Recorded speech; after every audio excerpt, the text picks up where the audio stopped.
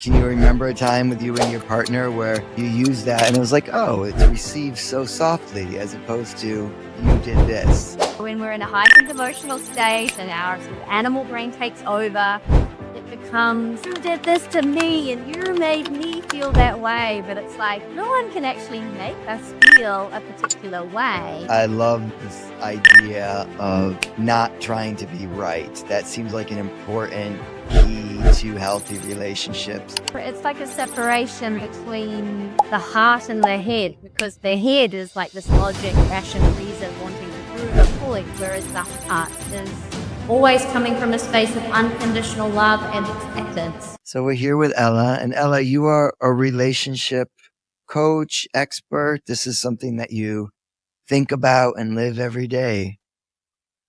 It's true, yeah. And looking back, I realized just how much like connection and understanding how humans interact harmoniously has been just a big part of my life and my evolution, and essentially what we're all here to do, but we just don't get taught the toolkit of like how to do this in the best way. So that's been my kind of like life mission, to find out and to develop that toolkit.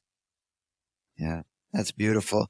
Me too. That's definitely part of my purpose and mission. So I guess I'll just start with, what are some of the tools you've learned that have been useful for you and useful for others? Yeah, definitely. And it's so important to have these tools because it's easy to get really out there when we're talking about conscious relationships. But essentially, when I was first like traveling around the world, I was living in holistic communities, living in spiritual communities, and a lot of it was about really sharing authentically and sharing what's present within the moment. And before that, I had no idea how to process my own emotions. I had no idea how to express my emotions in a healthy way. I used to like bottle things up and bottle things up until it got to the point of explosion. So I was living in a holistic community in Greece. Every day we would do a sharing circle and we would speak from the I statement. We would talk about what was present within us. And that really allowed me to actually understand my own emotions, understand how my feelings were impacting me and impacting the world around me.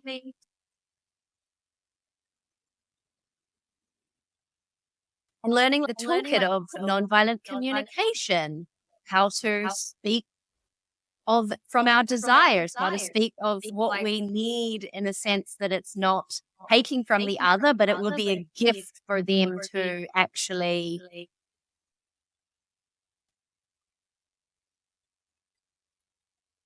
listen to it and take it in and be like, yeah, I would like to do that, but they don't do it.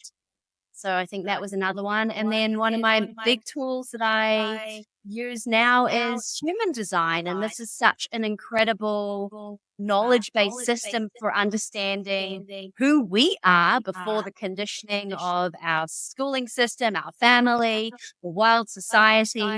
And it really brings us back to our authentic selves. And then it helps us understand that we're all fundamentally different. We all have a different strategy for making decisions in the world. We all prefer to be communicated to in certain ways, and understanding that fundamental difference and then being like, I really love you, so I'm going to communicate in a way that I know resonates with you. And that might be different to the way that I enjoy being. So that's just a couple of the tools that I really enjoy. Yeah, amazing. Yeah, those nonviolent communication tools have been a game changer for me. You spoke about the I statements. Can you give an example of maybe something that you've used, or can you remember a time with you and your partner where you used that and it was like, oh, it's received so softly as opposed to you did this? Yeah, it's that taking radical self-responsibility for our internal state. And it's very easy. Like I can very easily, when we're in a heightened emotional state and our sort of animal brain takes over, it becomes, you did this to me and you made me feel that way. But it's like, oh, No Mm. one can actually make us feel a particular way. We are feeling a particular way. Maybe their action is amplifying that, but we still need to take responsibility for our part. And it's not like we're going into relationships like 50-50. We're both bringing 100%. And then we have what's left over is like abundant. And another one, like connecting to the I statement, which is really powerful, is like this ho'oponopono prayer of forgiveness by saying, I'm sorry, please forgive me, thank you, I love you. And just coming back to that forgiveness, that love, and also admitting this is another one which is really like difficult for me is to admit wrongness, right? We always want to go into these arguments or disagreements or conflicts or maybe just discussions and be right. It's like proving our righteousness. And it's what if you just say, you're right, I'm wrong. You're right, I'm wrong. So I even like in my partnership, we practice saying that and like actually feeling it in the body. And at first it's, I don't want to like say that I'm wrong and that they're right. But it actually just feels really good actually to be like, okay, I don't have to always be right. Do you ever say, I'm wrong, you're right, and not think that to be true? Or do you only say if you can come to a place where it's, I see your perspective, like your perspective is right for you? Or do you just say, you're right, I'm wrong, even if you don't believe it? Yeah, that's true. I think it would be really challenging. If it conflicted with my perspective, then it would be probably better to honor my truth and be like, I don't quite understand your perspective, but I can still find a space of acceptance, perhaps. And within that acceptance, both can be right at the same time, or both can be wrong Oh at the yeah. same time. But it doesn't really matter as long as you're accepting. You don't have to agree with, you don't have to, change or suppress your perspective to make the other person right. But yeah, that's just an extreme practice of saying, you're right, I'm wrong. It doesn't even have to be in a particular moment. It's probably best to not do it in the heat of an argument or anything like that, but to just practice how it feels and actually saying it, even with no particular context. It can be quite interesting. I love this idea of not trying to be right. That seems like an important key to healthy relationships. And I think for me, it's a realization. It's just looking for someone else's perspective, listening to that in love with love and trying just to hear that and say, get to a place where you can just understand them. I understand why you feel that way. You feel that way because of this. And I know when it takes away many times the need to be right if you just feel understood. And they might not agree with it, and it's okay. Or you might not agree. And I think it's okay. But it's just getting to a place of, I understand you and I know why you feel this way. And I can see why you could feel this way. I can see why you'd be hurt. And when I hear that, I'm like, oh, okay. I don't need to try to be right, or I don't need to try to prove my point or keep talking. Cause at this point, I feel understood at least, or It de-armors the defensiveness, right? yeah, that's a great way to explain it. It's get that de-armoring, and communication is probably the easiest way to do that. And I also feel like being present is another really way to do that. And then the other with communication is to repeat back what you think you heard. I think I heard that you're hurt because when I did this thing, you felt this way, and then to me, that de-armors me, and I've noticed it works well as a communication tool. Yeah, totally. Because if we're not present, it's likely that we are building our sort of defense to then attack back. And it becomes, again, this righteousness of, I need to come out on top of this situation. Yeah. And nobody wins that, right? When both people are trying to prove the other's wrongness, nobody is right.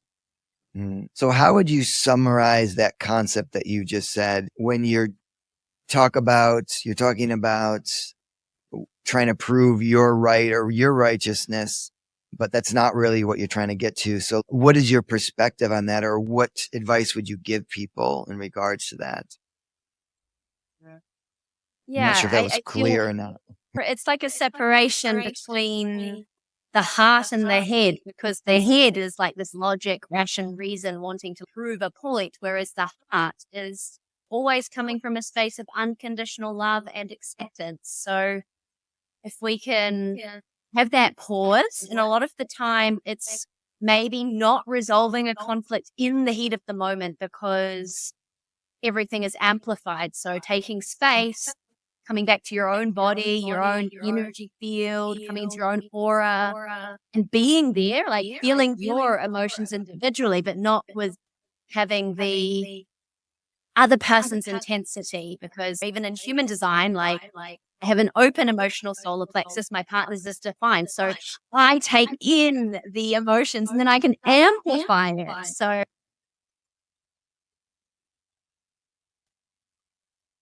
Mm. he's really good at being like, we're not going to resolve this now. Let's talk about this later. And then part of me is, but then I'm like, no, he's right about that. I'm going to go and do Yeah. some breath work instead. It's an important lesson, right? To know when's the right time to have the conversations and to create that space, and also know when you're not in a position, and sometimes knowing when your partner's not in that position, right? Love, I feel we should maybe pause this for a minute and get back into a calmer state before we continue or before we start this difficult conversation, and recognizing that in your partner and in yourself. Sometimes we're just not in the place to have those conversations. Exactly. And sometimes for me and my partner, he comes from he's not patronizing me when he says this, but I'll be in more emotionally, us females, we have our fluctuations throughout our season. And he will say to me, he'll be like, how old are you? But not in a way like, oh, you're acting like a baby, but as in, let's go back to the wounded Yeah. inner child of you and see where this is coming from. So he's like, how old are you? And if I'm not so triggered, I can be like, I'm 5.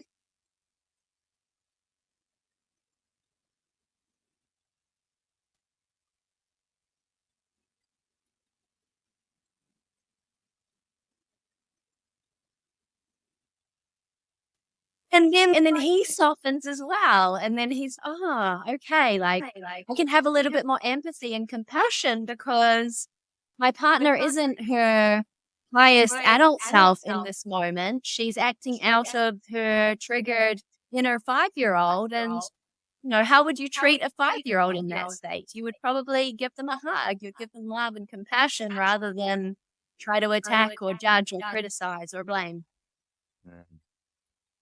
Beautiful.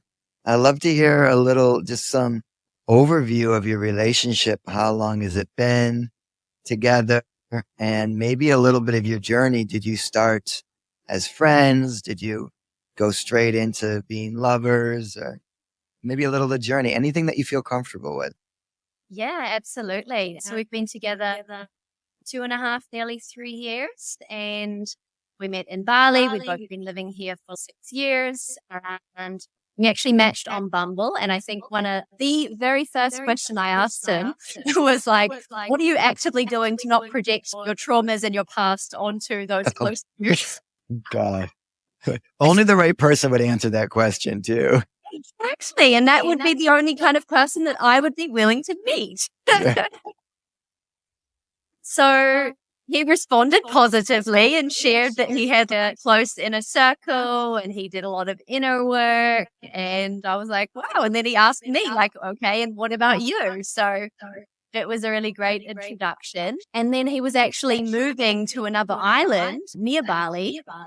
So we had a couple of dates and then he friend zoned me because he was leaving and he didn't want to get caught up with the Canggu yoga girl, which was how he perceived me. And then I managed to convince him that friend zoning me was a terrible idea.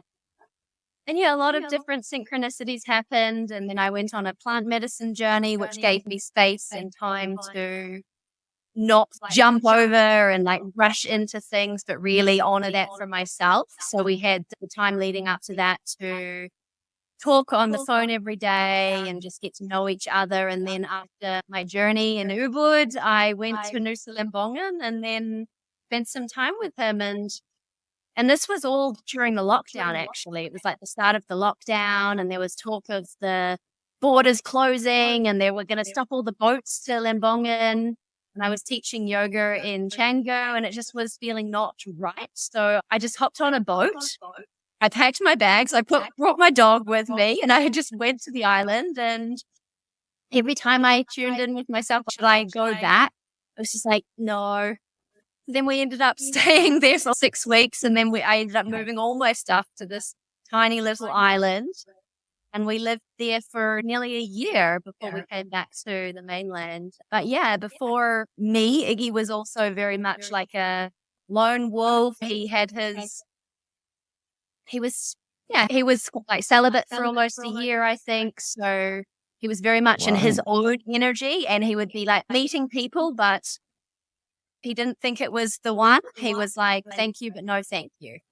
Yeah. And then my practice before I met him was that I actually got really clear on how my deeply satisfying relationship looked. I created a whole list and I assessed it against my past relationships, realizing they only were like 30% of the list. I then assessed it against myself and made sure that I was actually embodying these qualities, because if I'm asking for a conscious partner that knows how to communicate and I'm not doing that, or I'm not at that level, then it's not going to be an energetic match. I went through that whole process, and then I would be like visualizing how it would feel to receive this relationship and to be in this relationship, to wake up with this person and like how we would be together. And it was like, boom, straight away, really quickly. So it How long worked. did it take? It sounds like it was pretty quick. How long did you guys see each other before you decided to move in? Yeah, it was relatively quick. There was maybe we had a couple weeks of dating in Bali, and then I had a couple of weeks by myself, and then I went back and forth between Lembongan for maybe 6 weeks, and then we just decided to live in Nusa Lembongan together. The But yeah. pandemic will do that, huh? The pandemic years is the success rate. So only about 2, 3 months before you moved in together? Yeah. That sound about wow. Do you feel like would you recommend that to people, or for you it was it made sense? Yeah, I would say everybody's natural progression is unique to them. And even if we're living together, I think for at least like 3 months, I still had my other villa in Canggu. So it wasn't like I was like just jumping all in with no like other options for myself to feel that safety. But I think relationships has always been something that I naturally do and am good at. I mean, sounds funny saying that to myself, like I'm just naturally good at relationships. Like, but before that, I was single, and I did have a period of being single and understanding who I am, finding peace with my emotions, finding peace with my loneliness, so that I wasn't like just jumping into something to fill a void or to complete me, because I have to realize that I'm already complete within myself, and that anything else is just a beautiful supplement to that. Hmm. I hear you really took the time to feel complete in yourself before being in a relationship. Do you think that's a necessary component for a healthy relationship? Absolutely. And it doesn't stop once you enter into a relationship. That's where you have to really level up. And this was one of the things that actually made me realize that my partner was probably going a very potential lifelong partner.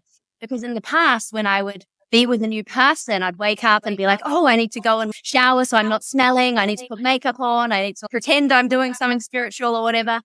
And the first time that we spent the night together, I woke up with the sunrise. I went and made my cacao. I sat on my couch and I was just meditating, and he was there doing the same. And I had like my morning routine didn't change at all. I didn't do anything differently. It just naturally was how I would normally live my life, go throughout my morning. Just there was another person there next to me. And that was the Mm, first time I'd felt that just, this is how it gets to be. mm. How do you feel with one of the categories I have is lifestyle alignment? So what I hear you speaking about was your lifestyle was really high. You didn't really have to change the things that you're doing or the groups or the people. Or do you feel that there can be really healthy relationships with very different people that are doing very different things, and when they come together, they have their love, but generally just their lifestyles are very different. What are your thoughts with lifestyle alignment, and how synchronized or how high does that need to be for it to be a good chance it'll work out? Yeah, that's a beautiful question. And I think it varies with the individual. For myself, having an aligned lifestyle, having similar values is really important because I like to be able to spend a lot of time with my partner to do activities that we both actually enjoy, that we're not doing, oh, I'm doing this one because my partner likes it. So for me, it's really important that we both have a freedom based lifestyle, that we both want to live in Bali and raise a family in Bali. Our style of bringing up children aligns.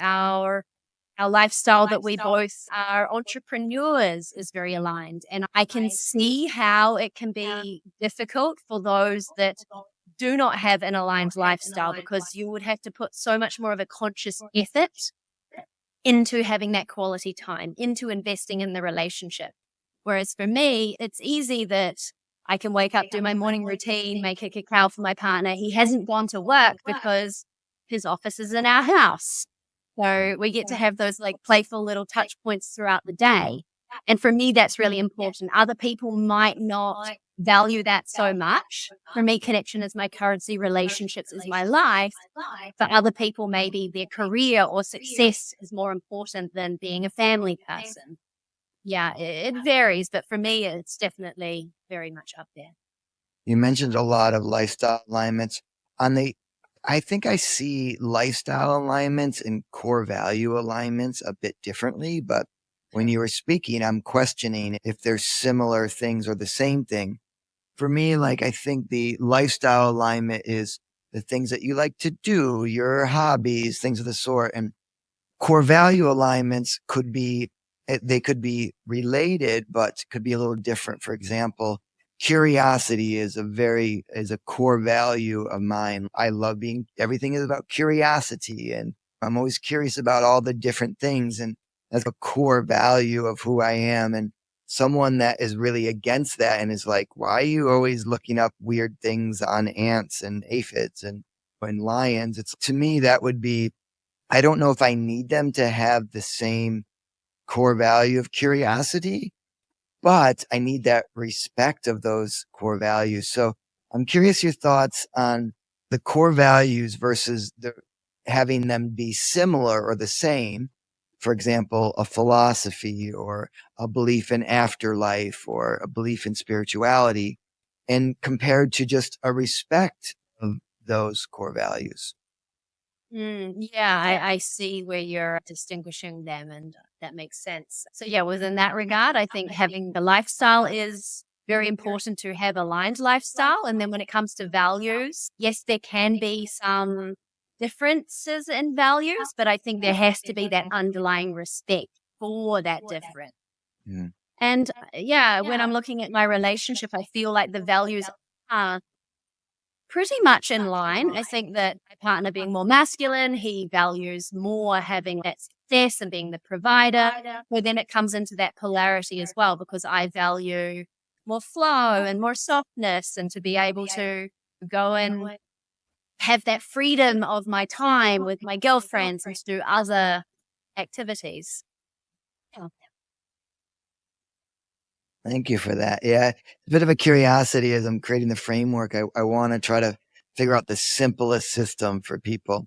I'm curious, when you did the quiz, how did it feel? Did it bring up anything for you or bring up any questions with a relationship or any insight?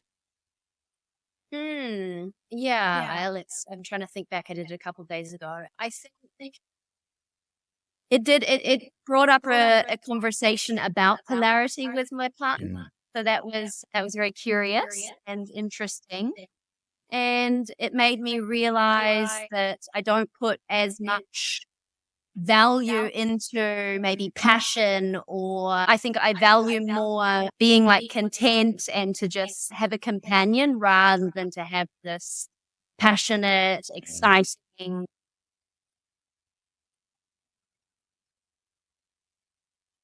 sex filled connection. But I feel that my partner probably also is in alignment with that. So for us, it's why it works. Amazing. And you're hitting the 3-year mark. Do you feel they say in relationships, a lot of the chemicals change around that mark, more comfort, maybe less of the physical passion or the hormonal passion? Do you find that is true for you, or do you feel it's very similar to the beginning? Mm. I feel that the more I get to know my partner and to just live beside, coexist together, that the love deepen and I have more respect for honoring him as a person rather than needing something from me. Like maybe at the start, I would be like, oh, we have to go to sleep at the same time because otherwise I feel abandoned or rejected. And now I realize like he has like a creative spurt in the evening. And it doesn't have to mean anything about me that I go to bed at 9:30 and he comes to bed at 11. He's still going to cuddle me and show me love. And it doesn't mean that I'm going to be abandoned or that I'm not worthy or that we have to always be in the same schedule to mean that we're okay in our relationship.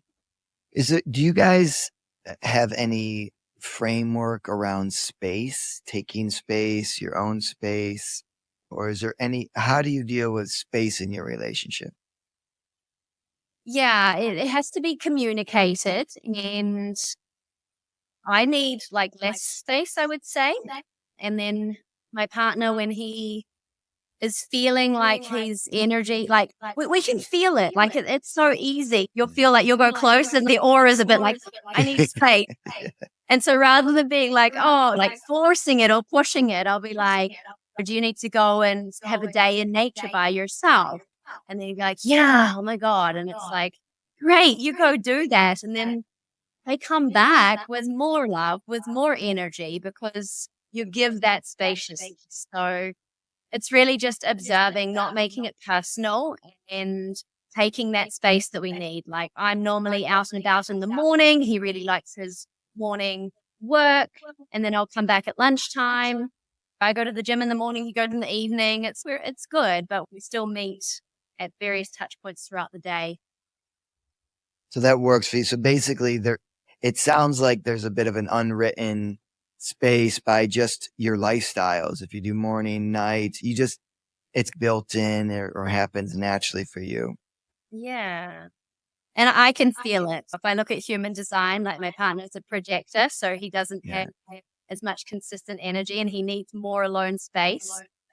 And and I know what happens when I push that or ignore that, then he gets really like bitter and grumpy and depleted. So I really allow it now.